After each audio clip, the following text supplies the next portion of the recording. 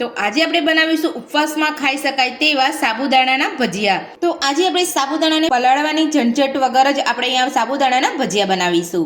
તો ચાલો આપણે સાબુદાણાના ભજીયા બનાવવાનું શરૂ કરીએ। તો સાબુદાણાના ભજીયા બનાવવા માટે મેં અહીંયા એક મોટી વાટકી જેટલા સાબુદાણા લીધા છે।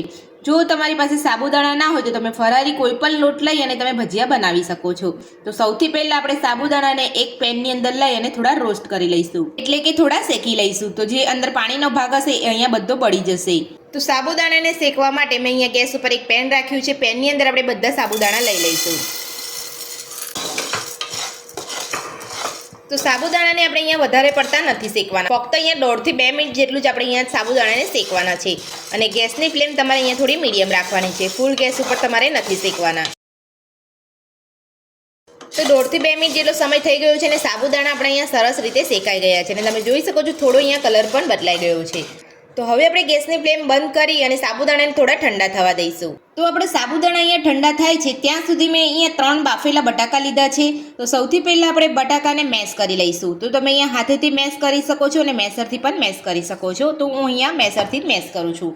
તો અહીંયા એક બાઉલ લઈ લીધો છે, તેની અંદર જ આપણે અહીંયા 3 બટાકાને મેશ કરી લઈશું।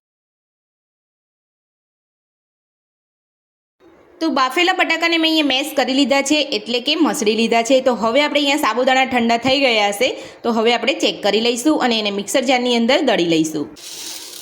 તો સાબુદાણા આપણે અહીંયા ઠંડા પડી ગયા છે તો હવે આપણે મિક્સર જારની અંદર લઈ અને પીસી લઈશું। તો આપણે જે રીતનો રેગ્યુલર ઝીણો લોટ હોય એ રીતે આપણે અહીંયા પીસવાનો છે, આપણે અહીંયા દરદરો સાબુદાણાને નથી પીસવાના। જો તમારે અહીંયા દરદરા સાબુદાણા પીસાતા હોય તો તમારે અહીંયા સાબુદાણાને ચાળીને લઈ લેવાના છે અને મોટું જે રહી ગયું હોય એ તમારે બીજી વાર પીસી લેવાનું છે। તો હવે આપણે મિક્સર જારની અંદર લઈ અને ફાઇન પાવડર કરી લઈશું। તો સાબુદાણાને આપણે અહીંયા પીસી લીધા છે તો હવે આપણે ચેક કરી લઈશું। તો તમે જોઈ શકો છો એકદમ સરસ અહીંયા ફાઇન પાવડર થઈ ગયો છે। તો આ રીતે તમારે સાબુદાણાને પીસી અને પાવડર બનાવી લેવાનો છે।